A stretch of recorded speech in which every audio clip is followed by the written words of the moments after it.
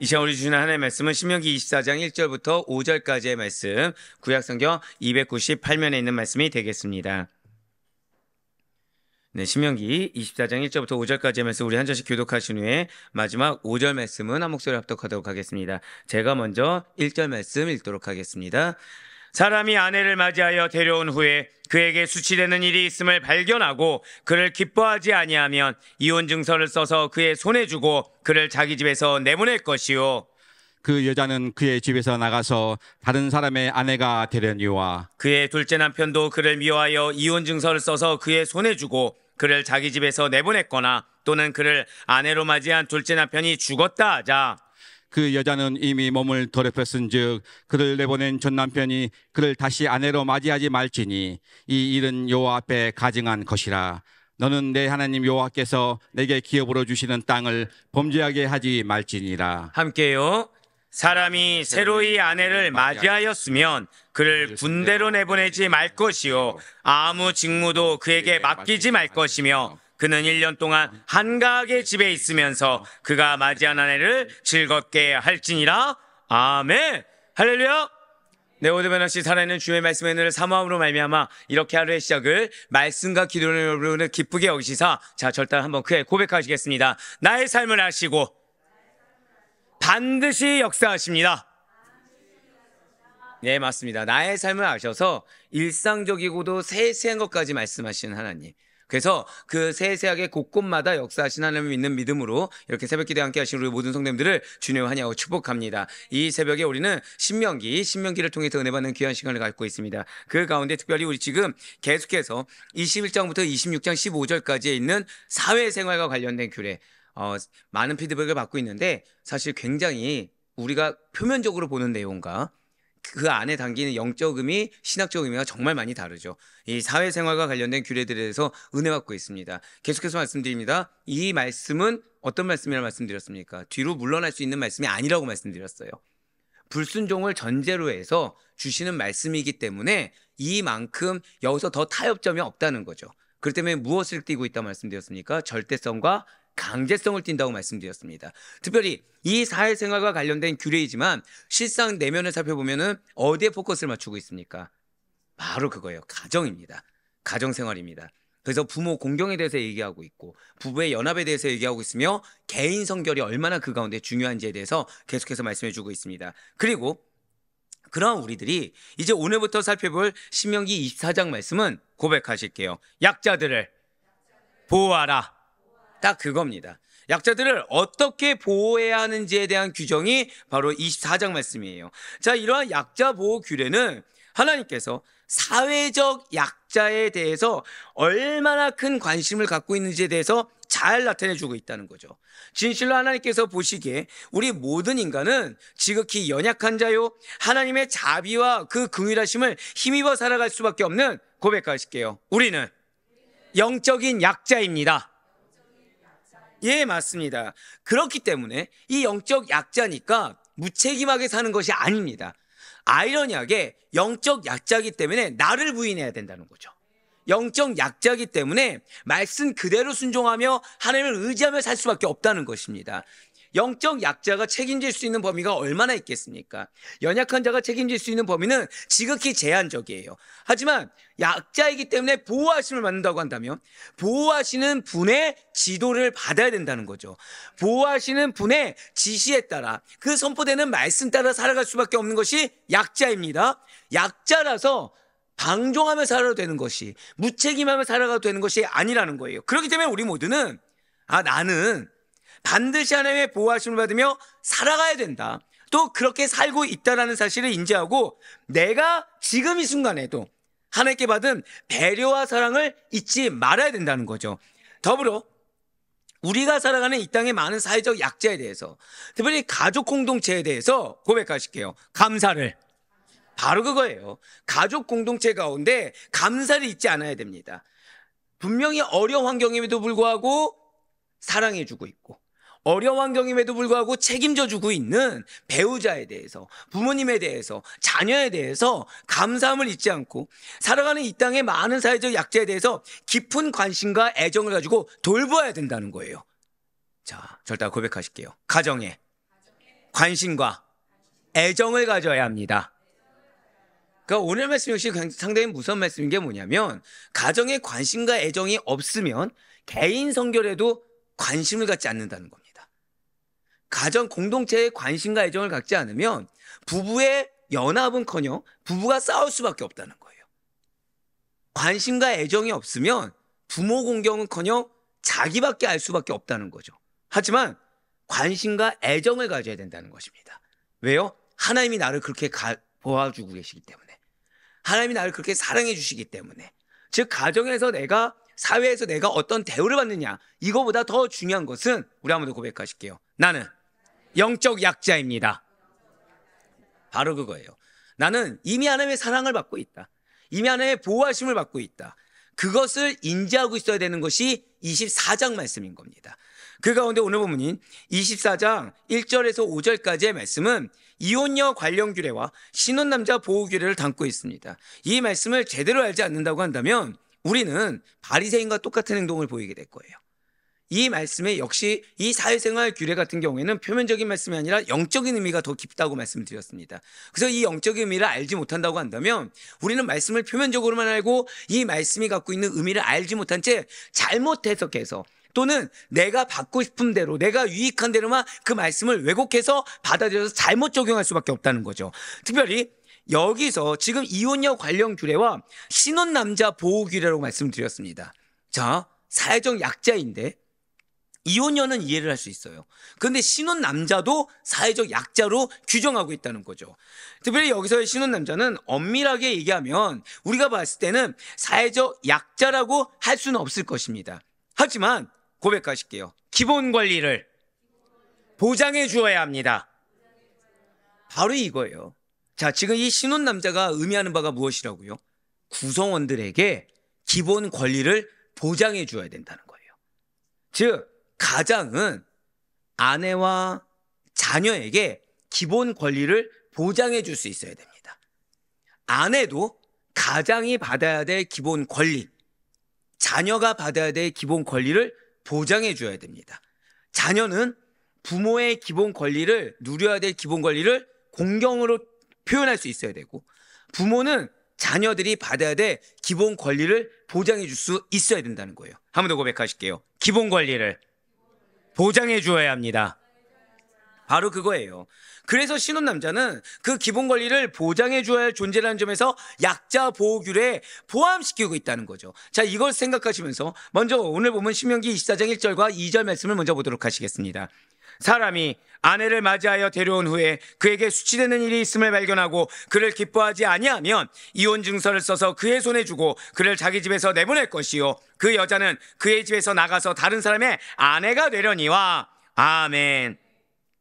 자, 지금 오늘 말씀은 두 가지로 나눠진다고 말씀을 드렸습니다. 이혼녀 관련 규례와 신혼남자 관련 보호 규례입니다. 여긴 당연히 이혼녀 관련 규례겠죠. 지금 아내를 맞이했어요, 남편이. 근데 그녀에게 수치스러운 일이 발견된 겁니다. 그래서 처음에 사랑했던 마음이 사라지고 기뻐하지 않게 되었어요. 그럼 뭐 하라는 거예요? 이혼 증서를 써서 그 아내를 자기 집에서 내보내라는 것입니다. 지금 이 말씀을 역시나 표면적으로만 보면 마치 하나님께서 이혼을 장려하는 것처럼, 이혼을 정당화시켜주는 듯한 인상을 보게 됩니다. 또한 하나님이 짝지어준 것을 사람이 나눌 수 없다라고 하신 주님의 말씀과도 배치되는 것처럼 보여지는 말씀이 이 말씀이고, 실제 예수님이 살아 계셨을 때 이 말씀을 통해서 예수님을 대적하고 됐다는 거예요. 그러나 전혀 그렇지가 않다는 거죠.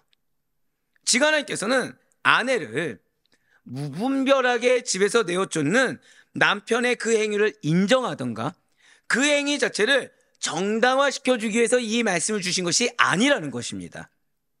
오히려 이 말씀은 한 번 더 고백하실게요. 아니, 원래는 그냥 그대로 말씀드리면 싸우기 전에 다시 한 번 더 생각해 보라는 겁니다. 이 말씀이 뭐라고요? 싸우기 전에 고백하실게요. 다시 한 번 더 심사숙고해야 합니다. 그거예요. 지금 싸우기 전에 뭐 하라고요? 심사숙고해서 말을 내뱉고 심사숙고해서 행동하라는 겁니다. 즉 부부간에 연합하기 위해서 무엇 하라는 거예요?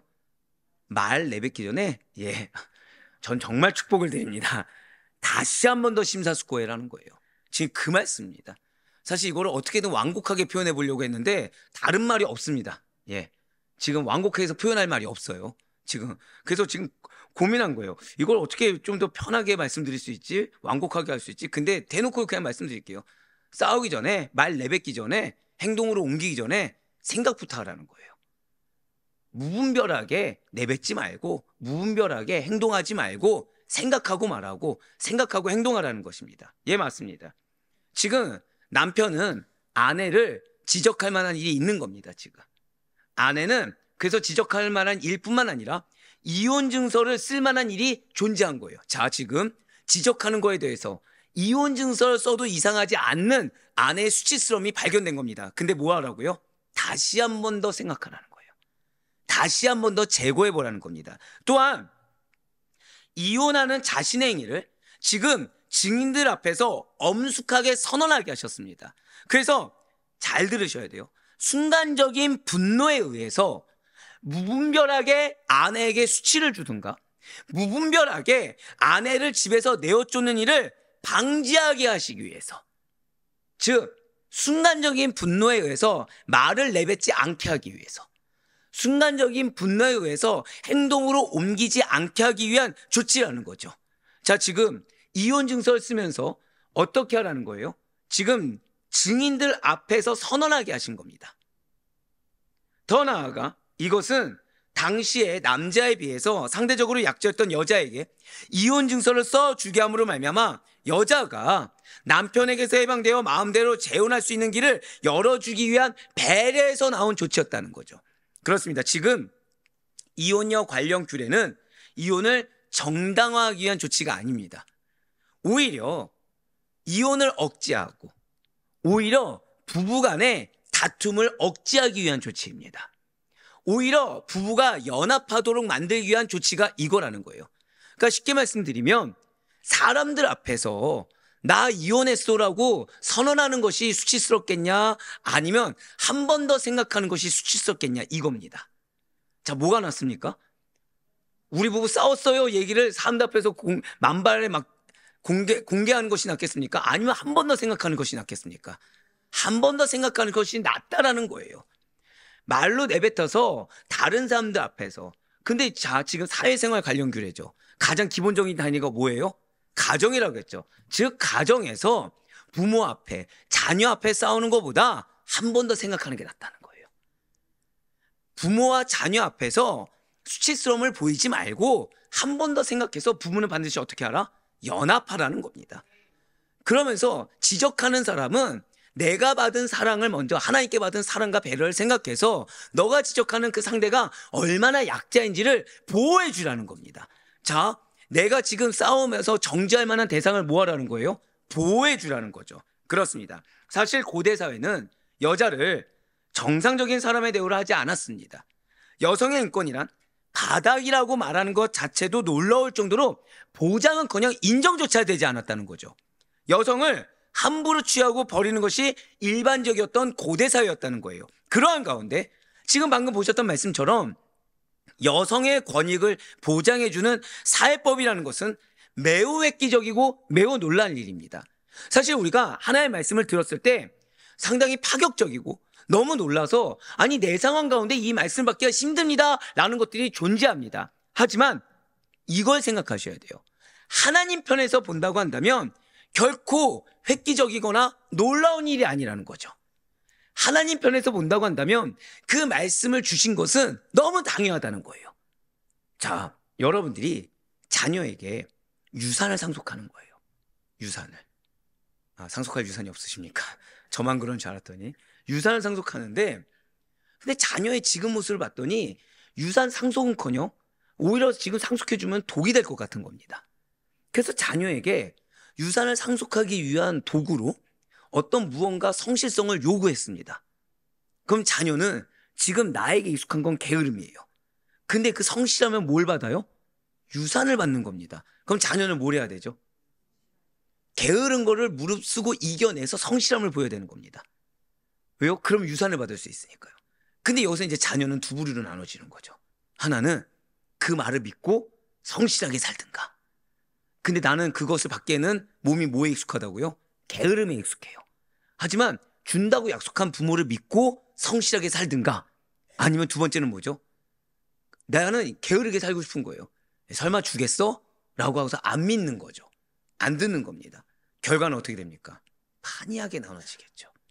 즉 부모의 입장에서는 지금 자녀의 생활 습성에 너무 맞지 않는 파격적인 요구 조건을 한 것일 자녀의 입장에서 파격적인 요구 조건을 한 것일 수 있습니다. 하지만 부모의 입장에서는 파격적이지 않다는 거예요. 오히려 은혜의 통로죠. 축복의 통로라는 거죠. 예, 맞습니다. 하나님이 우리에게 주시는 말씀이 그러하다는 거예요. 당시에 사회법에서는 이 말씀이 획기적이고 놀라운 거지만 하나님 편에서는 전혀 획기적이지 않고 전혀 놀라운 말씀이 아니라는 거예요. 한 번 더 고백하실게요. 하나님 편에서는 놀라운 말씀이 아닙니다. 바로 그거예요. 아니, 하면은 축복인데 놀라운 말씀일 수가 없다는 거죠. 당연히 행해야 될 말씀이라는 것입니다. 진실 하나님께서는 남자와 여자를 인격적으로나 가치 면에서 동등한 존재로 창조하셨습니다. 자, 남자와 여자를 어떻게 창조하셨다고요? 고백하실게요. 인격적으로, 가치 면에서. 예, 이걸 기억하셔야 돼요. 남자 여자를 인격적으로, 가치 면에서 동등한 존재로 창조하셨습니다. 다만 잘 기억하셔야 돼요. 역할과 기능 면에서만 서로 다르게 창조하셨어요. 고백하실게요. 배우자에게는 역할이 있습니다. 기능이 있습니다. 이걸 기억하셔야 된다는 거죠. 즉 배우자의 책임이 있습니다. 배우자 가족 구성원의 책임이 있습니다. 근데 이거를 인격적이나 가치면에서 따지면 되는 것이 아니라 역할적인 측면, 기능적인 측면에 책임이 있다는 거예요. 하지만 당시의 남자들은 자신들이 힘이 좀 더 세다는 이유로, 혹은 사회활동에서 내가 더 적극적이라는 이유로 여자를 열등하게 취급했다는 거예요. 방금 뭐라 말씀드렸죠? 공격하는 데 있어서 내가 사회적으로 더 적극적인 이유 하나만으로 열등하게 취급했습니다. 하지만 그래서는 안 된다는 거예요. 우리가 분명히 알 것은 여자 없이 남자가 있을 수 없고요, 남자 없이 여자도 있을 수가 없다는 것입니다. 즉 가족 공동체에서 부모 없이 자녀가 있을 수 없고, 자녀 없이 부모가 있을 수 없으며, 배우자가 없이 서로가 존재할 수가 없다는 거죠. 즉 남자와 여자는 서로가 서로를 의지하며 조화를 이루며 살아갈 수 있듯이, 고백하실게요. 가족은 서로를 의지해야 합니다. 조화를 이루어야 합니다. 바로 그거예요. 왜 너는 너의 역할을 하지 않았느냐, 왜 너는 이밖에 못하느냐, 그것만큼 어리석은 말이 없고, 그 말을 내뱉기 전에 무엇을 하라? 심사숙고하라는 겁니다. 이러한 하나님의 선하신 뜻이 있음에도 불구하고 오늘 본문인 이혼녀에게 증서를 써주라 라는 규칙에 대해서 훗날 바리새인들은, 자 고백하실게요, 말씀의 본질을 올바르게 이해하지 못했어요. 오히려 정죄의 용도로 삼았다는 거죠. 오히려 내 유익을 이루는 용도로 삼아버렸다는 거예요. 그래서 하나님의 말씀을 자기 편의대로 해석해서 좋지 못한 결과들을 일으켰다는 것입니다. 자, 또 뭐라 말씀드렸어요? 말씀을 내 편의대로 해석했더니 결과가 어땠다고요? 좋지 않았다는 거예요. 여러분들 이걸 반드시 놓치지 마세요. 오늘 놓치지 말아야 될 말씀 많죠. 사실은 심사숙고하라, 서로가 조화를 이루어야 된다, 이거 중요해요. 근데 그만큼 중요한 말씀이 또 하나가 뭐냐면, 말씀을 분명히 내가 은혜를 받았어요. 근데 내가 내 편한 대로 해석을 하면 좋지 못한 결과를 낳을 수밖에 없다는 겁니다. 왜요? 바리새인들처럼 상대를 정죄하는 데 쓰게 되거든요. 왜요? 바리새인들처럼 내가 하고픈 대로 하는데 악용하게 되거든요. 바리새인들은 오늘 본문의 이 모세 율법을 근거로 해서 남편이 아무런 이유가 없어도 무조건 이혼 증서만 써주면 아내를 내어쫓아도 좋다라는 식으로 받아들였습니다. 사실은 뭐죠? 내가 하고 싶은 대로 받아들이고 잘못 해석해서 원하는 대로 행동한 것에 불과하다는 거예요. 책임을 떠넘긴 거에 불과한 거죠. 나는 책임을 지고 싶지 않은 겁니다. 결국 그들은 오히려 말씀을 왜곡하고 받아들이는 결과를 낳아버렸고, 그래서 가족이 연합해야 되는데 가족을 깨버렸으며, 그래서 사회 공동체에 성결을 더럽히는 행동을 낳아버린 것입니다. 진실로 우리는 이런 바리새인 모습을 잊어서는 안 된다는 거예요. 만약 우리가 하나님의 말씀의 본질을 온전히 깨닫지 못하게 된다면 바리새인들처럼 형식적인 율법주의에 빠지기가 쉽다는 거죠. 말씀의 표면적인 부분이나 일부만을 적용해서 아주 냉정한 잣대로 형제, 아니 가족을 판단하고 정죄하여 실족하게 하는 죄를 낳게 된다는 것입니다. 우리는 그래서 되는 것이 아니라는 거예요. 우리에게 왜 말씀의 풍성함을 허락하시겠습니까? 하나님의 말씀에 참 뜻을 알기를 원하시는 것입니다. 아는 데서 멈추는 것이 아니라 더 나아가 말씀대로 행하기를 원하신다는 거예요. 그래서 여러분들의 삶이 말씀 그 자체, 하나님의 그 간절한 마음 그 자체가 되어서 더욱더 거룩하고 성결한 하나님의 자녀의 본이 되기를 원하시고 계십니다. 그래서 여러분들 통해 가족이 연합됨이 무엇인지를 증명하기를 원하시는 이 하나님의 뜻하심을 받을 수 있길 간절히 소망합니다. 그래서 무엇부터 하라고요? 심사숙고부터 하라. 말을 내뱉기 전에 심사숙고부터 하고 상대의 가치를 인정해 주라. 방금 뭐라 말씀드렸어요? 가치를 인정해 주라는 거예요. 그러면서 이어서 신명기 24장 3절과 4절 말씀을 또 보도록 하시겠습니다. 그의 둘째 남편도 그를 미워하여 이혼 증서를 써서 그의 손에 주고 그를 자기 집에서 내보냈거나 또는 그를 아내로 맞이한 둘째 남편이 죽었다 하자 그 여자는 이미 몸을 더럽혔은즉 그를 내보낸 전 남편이 그를 다시 아내로 맞이하지 말지니 이 일은 여호와 앞에 가증한 것이라 너는 내 하나님 여호와께서 내게 기업으로 주신 땅을 범죄하게 하지 말지니라. 아멘. 자, 지금 무슨 말씀이냐면 이혼한 당사자가 재혼한 전력이 있을 때에는 첫 번째 남편과 다시 결합할 수 없음을 밝히고 있어요. 그런데 여기에는 두 가지 이유가 있다는 거죠. 첫 번째는 하나님께서는 이혼한 전 남편이 다시 헤어졌던 아내를 다시 맞이하는 것, 그것을 여호와 앞에 가증한 일로 여기기 때문인 것입니다. 그리고 이것은 마태복음 5장 32절에서도 동일하게 적용되어 나와요. 당시에 예수님께서도 버림받은 여자에게 장가드는 것을 간음으로 간주하셨습니다. 이어서 마태복음 5장 32절 말씀 보도록 하실게요. 나는 너희에게 이르노니 누구든지 음행한 이유 없이 아내를 버리면 이는 그로 간음하게 함이요 또 누구든지 버림받은 여자에게 장가드는 자도 간음함이니라. 아멘. 자, 이미 실제로 남성 위주의 사회였던 고대 근동에서는 남자의 일방적인 요구에 의해서 이혼당하는 일이 매우 빈번하게 일어났습니다. 그래서 그 말씀의 사례를 오늘 본문으로 삼으면서 자신이 사실은 이 감정적인 요소 때문에 자신의 어떠한 육체적인 요소 때문에 이혼하는 거에서 아무런 거리낌이 없었어요. 또한 편의에 따라 재결합이 있었기 때문에 여호와 앞에라는 말이 없다고 한다면 이러한 일이 왜 가증한 것인지를 알 수가 없다는 거죠. 아, 너무 잘했습니다. 자, 지금 중요한 말씀을 드렸어요. 여호와 앞에라는 말이 없으면 자신들이 하는 일이 사회적으로는 일상적으로 일어나는 일이다 보니까 왜 가증한 것이 되는지 도무지 알 수가 없었다는 것입니다. 한 번 더 고백하실게요. 고람되오. 고람대오가 없으면 여호와 앞에, 하나님 앞에가 없으면 내 언행이, 내 행동이 왜 가증한 것인지를 알 수가 없었다는 거예요. 누구를 기준으로 하면요? 사회에 통상적으로 일어나는 일들. 누구를 기준으로 하면요? 그냥 사람이 하는 일. 근데 문제가 뭐죠? 지금 하필이면 말씀을 빗대서 사회 문화가 되어버렸다는 것입니다. 말씀의 원뜻을 알지도 못한 채 표면적인 말씀만 빗대가지고 당시의 사회에 이런 일들이 하나님도 말씀하셨어 라고 하면서 빈번하게 일어났다는 거예요. 하지만 이미 지난 수요 새벽 기도회 때 말씀드렸던 것처럼 사소하고 일상적인 것이 핑계가 될 수가 없습니다. 이미 성경에서 명백하게 기록된 바와 같이 헤어진 전 아내가 재혼한 다음에 두 번째 남편과 갈라졌어요. 또 갈라진 거죠. 그 다음에 다시 첫 번째 남편에 돌아가는 일에 대해서 누가 가증하다고 말씀하신 겁니까? 하나님께서 여호와 앞에 가증한 것이다 라고 규정하셨다는 거죠. 우리 한번 더 고백하실까요? 고람되오. 바로 그거예요. 하나님이 가증하다고 하면 가증한 것입니다.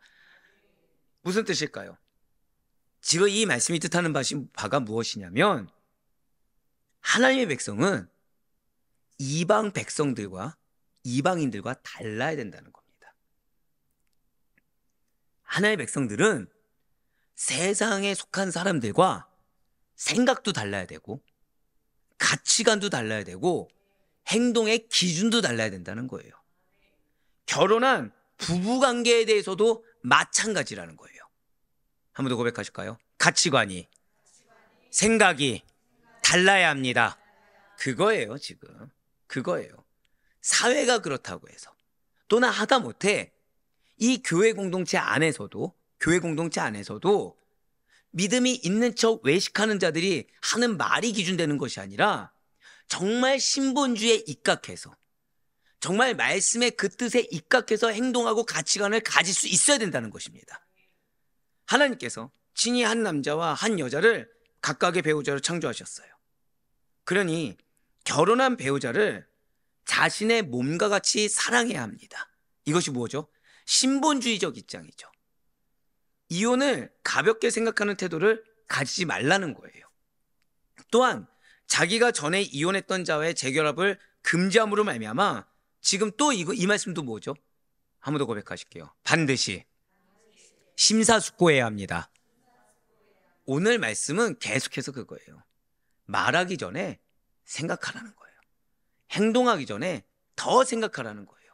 앞에 있는 배우자는 하나님께서 주셨다는 거예요. 하나님께서 주셨기 때문에 이게 장점이다, 이게 단점이다, 이걸 따지기 전에 누가 주신 것부터 생각하라? 하나님께서. 그래서 무엇이 동등하다고 했어요? 인격적으로나 가치면에서 동등하다고 말씀을 드린 겁니다. 그래서 어떠한 역할 때문에, 기능 때문에 정죄하거나 원망해서 되는 것이 아니라 가치를 먼저 인정해 주라는 거죠. 예, 맞습니다. 하나님께서 정해주신 이 그 배우자와의 이혼 문제를 더욱더 신중하게 다뤄야 할 것을 가르쳐 주시는 하나의 뜻하심을 반드시 알아야 합니다. 사실상 오늘날 현대인들은 이 성경에서 말하는 이혼녀 규정에 대해서 받아들일 수 없는 낡은 구습에 불과하다라고 말할 수도 있을 거예요. 즉 현대사회에서는 다르게 적용해야 된다고 말할 수가 있을 것입니다. 하지만 이걸 기억하셔야 돼요. 하나님의 백성은, 고백하실게요, 하나님의 기준으로 사는 자. 이걸 기억하셔야 돼요. 하나님의 백성은 하나님의 기준으로 사는 백성들입니다. 그렇기 때문에 세상의 기준으로 볼 때, 인간의 기준으로 볼 때는 얼마든지 이해되고 얼마든지 받아들여질 수 있는 행동이라고 하더라도, 얼마든지 일상적이고 얼마든지 사소한 것이라고 하더라도 항상 하나님의 말씀에 비추어서 자신의 도덕의 기준으로 삼고 행할 수가 있어야 된다는 거예요. 하나님 앞에 가증한 행동은 거룩한 영적 공동체를 좀먹게 하는 누룩과도 같다는 사실을 잊지 말아야 된다는 것이죠. 그러니까 내가 이것만큼은 걸고 넘어져야 돼, 그렇지 않으면 우리 가족이 문제가 있을 것 같다라고 아무리 생각한다고 하더라도 먼저 누구 앞에 생각하라? 하나님 앞에 생각할 수 있어야 된다는 거예요. 그러니 우리는 내 입장, 내 생각을 주장하기보다는 가장 먼저 하나님의 뜻하심부터 분별해야 됩니다. 하나님이 나에게 뭐라고 말씀하시는지부터 생각해야 돼요. 그래서 그 하나님의 말씀을 성실하고 최선을 다해 누가 지켜요? 내가 먼저 지킴으로써 자기 생각과 편의대로 행동하는 자들의 증거가 되는 것이 아니라 참된 하나님의 군사로서 가족을 성결하게 지켜나가는 자로서의 증거가 되시는 우리 모두가 되기를 간절히 소망합니다. 이렇게 재혼한 전력이 있는 여자가 첫째 남편과 재결합할 수 없는 첫 번째 이유가 바로 여호와 앞에 가증한 일이기 때문이라고 말씀드렸어요. 두 번째 이유는 거룩한 하나님의 백성 이스라엘이 경솔하게 이혼하거나 경솔하게 재혼하는 것을 방지하기 위함입니다. 한 번 더 고백하실까요? 하나님의 백성은 경솔해서는 안 됩니다. 그거예요.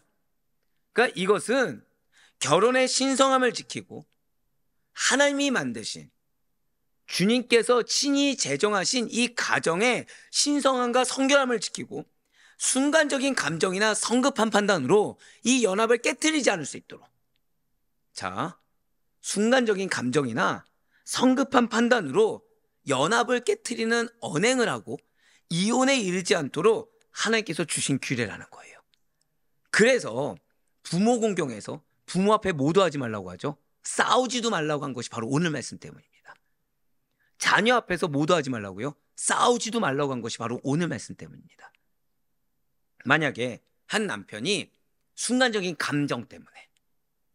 순간적인 감정을 주체하지 못한 거예요. 그래서 아내를 지적하고 정죄하고 때리고 또는 경솔함에 휩싸여서 이제 극한까지 간 거죠. 인내하지 못한 거예요. 그래서 아내에게 이혼 증서를 써주고 집에서 내쫓아버려서 그 연이 이후에 다른 남자와 재혼을 하였습니다. 그 후에 전 남편이 후회가 든 거예요. 내가 왜 그렇게까지 말했을까? 내가 왜 그런 행동을 했을까? 다시 함께 하고 싶어도 그 관계는 결코 회복될 수가 없다는 것입니다. 여러분들, 이 말씀이 왜 무섭냐면 믿는 자들은요, 언행을 조심해야 된다는 거예요. 결정한 것을 하나님께서 알아주시겠지란 말 뒤에 숨을 수가 없다는 것입니다. 어떤 거는 내가 후회하고 내가 그때 이렇게 할 걸, 내가 그때 이렇게 할 것이라 후회해도 그때는 다시 돌아오지 않는다는 거예요. 한 번 더 고백하실게요. 때를 분별해야 합니다. 맞아요. 바로 그거예요. 때를 분별해서 주의해야 된다는 거예요. 경솔해서는 안 된다는 겁니다. 그러므로 결코 가볍게 이혼을 결정해서도 안 되고 결코 가볍게 맨 처음에 말씀드린 대로 말을 내뱉어서도 안 돼요. 그러니까 오늘 말씀은 여러분들 꼭 기억하셔야 될 건 그거예요. 뭐 하라? 심사숙고하라. 신중하게 생각해야 된다. 그리고 조화를 이루어야 된다. 조화와 협약을 하나로 연합을 해야 되는 것이지 깨트리는 것을 해서는 안 된다는 것입니다. 예, 맞습니다. 지금 하나님께서는 이에 대해서 성경을 통해서 또 이렇게 증거하고 계세요. 에베소서 5장 15절과 16절 말씀, 잠언 14장 15절과 잠언 19장 2절 말씀 보시길 바라요. 그런즉 너희가 어떻게 행할지를 자세히 주의하여 지혜 없는 자같이 하지 말고 오직 지혜 있는 자같이 하여 세월을 아끼라. 때가 악하니라. 어리석은 자는 온갖 말을 믿으나 슬기로운 자는 자기 행동을 삼가느니라. 지식 없는 소원은 선하지 못하고 발이 급한 사람은 잘못 가느니라. 아멘. 결국 무슨 말씀입니까? 사실 금요철야 기도회를 앞두고서 이 말씀 주신 것이 얼마나 은혜인지 몰라요. 왜냐하면 잠시 후에 이 루디아에서도 나오지만 사실은 하나님의 백성은 모든 언행과 결정 선택에 있어서 하다못해 간구함에 있어서도 신중해야 된다는 거예요. 이는 단지 결혼 문제뿐만 얘기하는 것이 아니라 삶의 모든 결정에 있어서도 마찬가지라는 거죠. 신중하지 못하면 반드시 잘못된 판단을 하게 됩니다. 제가 사실 굉장히 지금 소름 돋은 게 여기에 제가 한 성도 얘기를 좀 쓴 게 있어요. 한 성도가 자신의 명확한 기준이 회사의 기준이 있었습니다. 회사의 기준이 있었어요. 명확한 기준. 기도하고 가는 회사입니다. 기도하고 가는 회사인데 시험이 들 만한 일들이 계속 존재했던 거예요. 자, 바로 그만뒀을까요?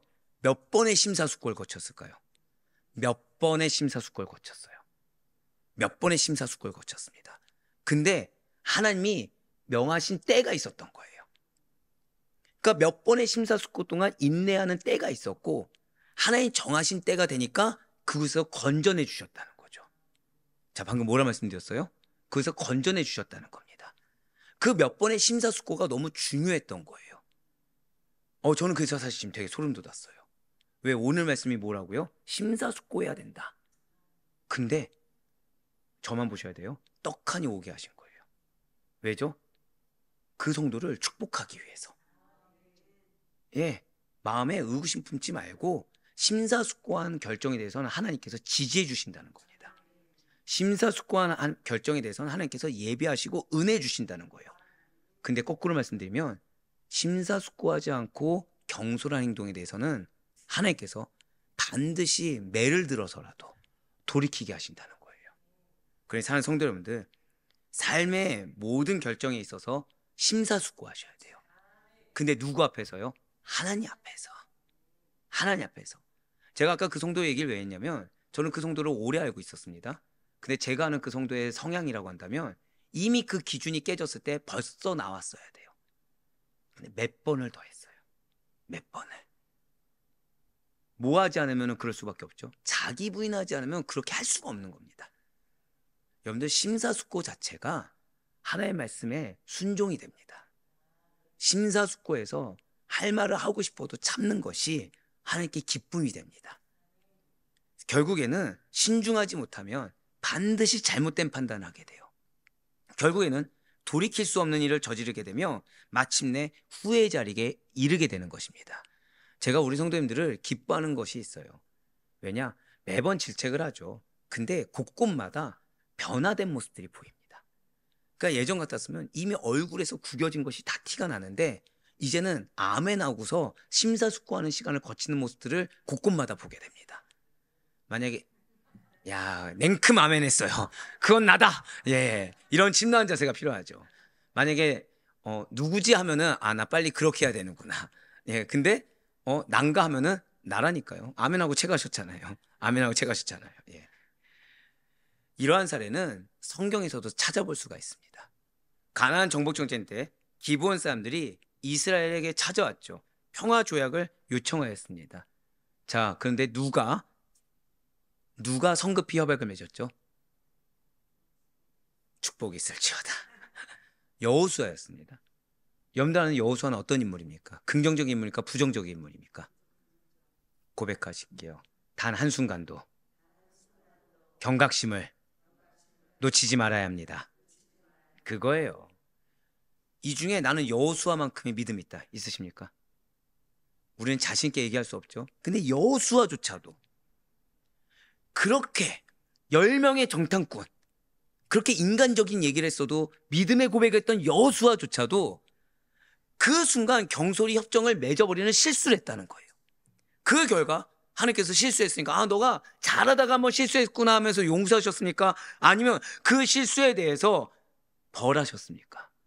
결국 그 짐을 계속 짊어지게 하셨어요.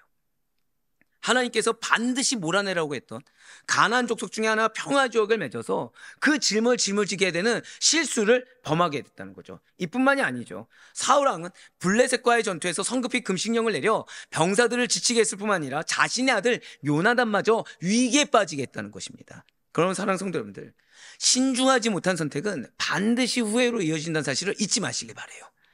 나는 아닐 거야. 하나님이 나 아시잖아. 난 인내하고 있어라고 치부해버려서도 안 된다는 거죠. 왜요? 여호수아조차 그랬습니다. 어떤 일을 하든지 늘 항상 심사숙고해서 결정하며 언행에 있어서도 한 번 더 고백하실게요. 고람대오할 수 있는 우리가 되시길 소망합니다. 먼저 하나님께 기도하셔야 돼요. 그 결과가 어떻게 될지를 깊이 먼저 묵상하는 우리가 되어야 됩니다. 내가 생각하고 싶은 결과를 이렇게 하면 이렇게 할 거라고 치부해버려서는 안 됩니다. 순간의 감정이나 경솔함에 휘둘려서 후회로 얼룩진 언행으로 말미암은 삶을 사는 자가 아니라 먼저 기도로 분별하고, 기도가 안 나올 때는 내 상태가 정말 안 좋아서 기도가 안 나오는구나라고 내 스스로를 분별하셔서 신중하게 행동함으로 말미암아 후회 없는, 하나님께서 여러분들에게 주고자 하시는 그 후회 없는 삶을 살아갈 수 있는 우리 모두가 되기를 간절히 소망합니다. 이제 마지막으로 오늘 보면 신명기 24장 5절 말씀 보도록 하실게요. 사람이 새로이 아내를 맞이하였으면 그를 군대로 내보내지 말 것이요 아무 직무도 그에게 맡기지 말 것이며 그는 1년 동안 한가하게 집에 있으면서 그가 맞이한 아내를 즐겁게 할지니라. 아멘. 당연히 신혼 남편의 규정이겠죠. 그런데 지금 이 규정은 단순히 신혼 남편의 안전만을 위한 것이 아닙니다. 자, 이것은 고백하실게요. 배우자를 배려하는 것이 곧 나를 배려하는 것입니다. 여러분들, 부모 공경하고 배우자를 배려하고 자녀를 위한 것이 곧 누구를 위한 거라고요? 나를 위한 것입니다. 이 말씀이 그 말씀이에요. 결국 내가 해야 될 책임을 다하지 않는 거, 내가 받을 분깃을 내가 포기하는 겁니다. 내가 해야 될 책임을 다하지 않는 거, 내가 누릴 것을 내가 스스로 발로 뻥뻥 차는 겁니다. 그러니 내가 정말로 가족 공동체 가운데 기도 제목이 있다. 그럼 빨리 내가 해야 될 책무부터 하셔야 돼요. 내가 해야 될, 오늘 저녁에도 나오지만 환경이 받쳐줘서 하는 것이 아니라 내가 해야 될 것을 순종함으로 하는 겁니다. 방금 뭐라 말씀드렸어요? 책임은 순종입니다. 그거예요. 책임은 순종으로 하는 겁니다. 이게 그 말씀이에요. 결국 지금 결혼 직후에 이것이 신혼 남편을 위해서 배려하는 것 같지만 사실은 아내를 위한 말씀입니다. 또다시 결혼 직후에 아내가 홀로 남아서 후손 없이 과부가 되는 일을 막고 자손이 이어지도록 해서 사회적 문제가 생기지 않도록 하는 목적이 있다는 거예요. 자, 지금 이 말씀만 봤을 때는 신혼 남편을 배려하는 것 같지만 사실은 무엇을 보존하기 위한 거죠? 가족을 보존하기 위한 거고, 더 크게는 사회를 보존하기 위한 것입니다. 동시에 갓 결혼한 여인을 보호하기 위한 규례도 된다는 거예요. 진실로 하나님께서는 새로 결혼한 남편이 군대에 나가거나 공적인 직무를 맡지 않게 하셨어요. 그리고 1년 동안은 오직 아내와 함께하며, 자, 배려받은 자도 책임이 있습니다. 자, 지금 신혼 남편은 나 군대도 가지 않아, 나 아무 직무도 없어, 나 집에만 있어, 그러니까 이 말씀을 먹어서 한가하게 집에 있으면서 나 집에 있지, 당신 즐겁지? 라고 하면서 유유자적하게 놀고 먹으라는 것이 아니에요. 지금 그러니까 지금 남편 보고 유유자적하면서 놀라는 거 얘기가 아니라 뭐예요? 사명이 있다는 거예요. 고백하실게요. 배려받는 자에게는 사명이 있습니다. 이거 잊어서는 안 됩니다. 이거 잊어서는 안 돼요. 즉 지금 이게 계속 말씀이 이어지네요. 오늘 저녁에도 나오지만 육신이 연약한 자도 사명이 있다는 겁니다. 환경이 연약한 자도 환경이 연약한 자가 해야 될 사명이 있다는 거예요. 지금 배려받은 자는 배려받은 자가 해야 될 사명이 있고 그것에 대한 책임이 있다는 것입니다. 맞습니다. 지금 1년 동안 오직 아내와 함께하고 그리고 아내를 기쁘게 하며 그 모습을 통해 가족이 연합될 수 있는, 지금 부부가 연합돼서 가족 공동체, 당시에는 대가족이었잖아요. 즉 부모를 온전히 공경한 일을 해야 되는 것이 이 신혼 남편의 가장 중요한 사명이었다는 거죠. 이것은 단순히 맞습니다. 남편의 편의를 위한 규정이 아니라 가정을 세우고 부부관계를 굳게 하는, 그래서 가족 공동체를 더욱더 주 안에서 굳게 하는 하나님의 지혜요. 고백하실게요. 나의 가정을 향한 하나님의 의지가 있습니다. 하나님의 의지가 있어요. 그러니까 배려받은 자는 책임이 있습니다. 즉 이웃사랑을 통해서, 맞습니다, 습관적인 자는 돕지 말라고 하셨어요.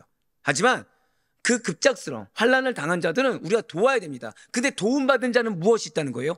책임이 있다는 거예요. 반드시 감당해야 될 책임이 있다는 것입니다. 우리가 여기서 깨달아야 될 것은 부부의 가장 큰 책임은, 고백하실게요, 서로를 기쁘게 해야 합니다. 이거예요. 부부의 연합의 가장 최우선은 서로를 기쁘게 하는 겁니다. 내 입장에 맞춰서 상대를 답답하게 하는 것이 아니라, 이것이 옳다고 내가 주장하는 것이 아니라 기쁘게 하는 거예요. 서로를. 때로는 내가 희생해 가면서, 왜요? 결국 이것이 누구를 위한 배려가 된다고요? 나를 위한 배려가 됩니다. 잊지 마셔야 돼요. 내가 상대를 배려하는 것은 궁극적으로 나를 위한 배려로 찾아오게 됩니다. 부부는 서로 기쁘게 하는 것에 책임이 있습니다. 오늘 말씀이 그거예요. 그러니까 두 가지 기억하셔야 돼요. 하나는 심사숙고입니다. 두 번째는 배려받는 자에게는 무엇이 있다고요? 책임이 있다는 거예요. 거기서 좀 더 깊이 들어가면 부부는 책임이 있는데 서로를 기쁘게 해야 됩니다. 물론 본문은 남편의 경우를 예로 들고 있지만 사실은 아내 역시 마찬가지라는 거죠. 남편이 돈을 벌어오고 아내가 집안을 돌보면 되지라는 걸로 충분하지가 않습니다. 잘 기억하세요. 아무리, 자, 이거 신학적으로 이 그리스도인, 그러니까 기독교 부부에 대해서 양육할 때, 신혼가정 부부를 양육할 때 정말 말씀을 제대로 하는 분들이 많이 인용하는 부분이 바로 오늘 본문입니다. 그냥 단순히 남편은 아내를 사랑하라 이 말씀 말고, 왜냐? 여기에 담겨있는 신학적 의미가 너무 크기 때문이에요. 이 말씀이 뭐냐면, 아무리 외적으로 책임을 다한다고 해도 서로를 기쁘게 하지 못한다고 한다면 부부로서의 본분을 다했다고 말할 수가 없다는 거예요. 즉 부부로서의 본분을 다하지 못했기 때문에 상대를 지적하고 상대에 대해서 요구하는 것은 어불성설이라는 것입니다. 그래서 먼저 해야 될 것은 배우자를 기쁘게 하는 일입니다. 먼저 해야 될 것은 배우자를 배려해야 되는 겁니다. 만약에 내가 배려를 받았어요. 나는 흡족하지 않지만 배려를 받았어요. 나는 더 배려받아야 될 생각을 하고 있어요. 근데 지금 변하지 않는 사실은 뭐죠? 고백하실게요. 나는 크든 작든 배려를 받았습니다. 예, 그럼 책임을 다해야 되는 거예요. 책임을 다하는 것입니다. 이거 그거예요. 그러니 상대의 마음에 먼저 감동을 주고 상대를 먼저 흡족하게 할 수 있는 우리가 되길 간절히 소망합니다. 나는 이만큼 했으니까 여기까지가 내 제한선이고 이제는 당신이 해야 되라고 생각하는 것 자체가 연합을 깨는 행동입니다. 그거 자체가 내가 받을 배려를 내가 발로 차버리는 행동이에요. 가정의 행복은 경제적인 풍요나 어떠한 외적인 조건이나 내 기준에서 오지 않습니다. 오직 남편과 아내가 서로를 하나님께서 먼저 보내셨다. 그래서 내가 받은 사랑을, 하나님께 받은 사랑을 내가 먼저 표현한다. 그래서 그 사랑과 존중으로 섬기면서 기쁘게 할 때 그제서야 하나님께서 주시는 참된 기쁨과 평안이 그 가정 가운데 임하게 되는 줄 절대 잊지 마시기 바라요. 사랑하는 성도 여러분들, 진실로 하나님께서는 약자를 보호하시고 우리의 가정을 사랑과 신뢰 위에 세우기를 원하십니다.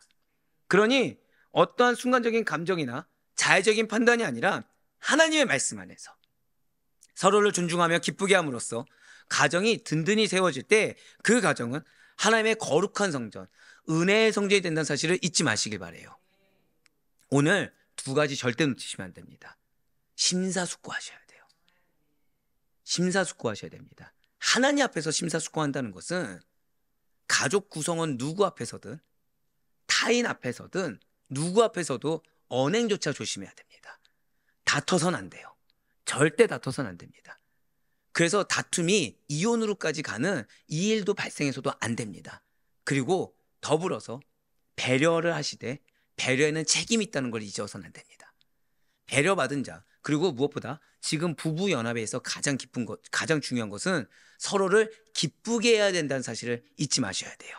그러니 바라옵건 학기는 믿음의 공동체로서 하나님께서 세우신 공동체로서 우리들의 가정이, 우리들의 교회가 하나님의 보호와 사랑을 깊이 경험하며 그래서 이 땅의 가정들을 돌보고 세워나가는 축복의 본이 되기를, 그렇게 쓰임받는 여러분들의 가정이 되시고 나의 가정을 아시사 지금 오늘 말씀을 주셔서 더 심사숙고하길 원하시는 하나님의 뜻하심이, 그리고 더 배려하고 서로가 기쁨이 되길 원하시는 하나님의 뜻하심이 온전히 성취될 수 있기를, 그래 아까 말씀드렸던 그 성도님처럼 정말로 인내한 가운데 하나님의 때가 임했을 때 그때 하나님께서 건져 올려주시고 그때 하나님께서 채워주시는 은혜를 우리 모두 다 맛볼 수 있기를 주님의 이름으로 간절히 축원합니다.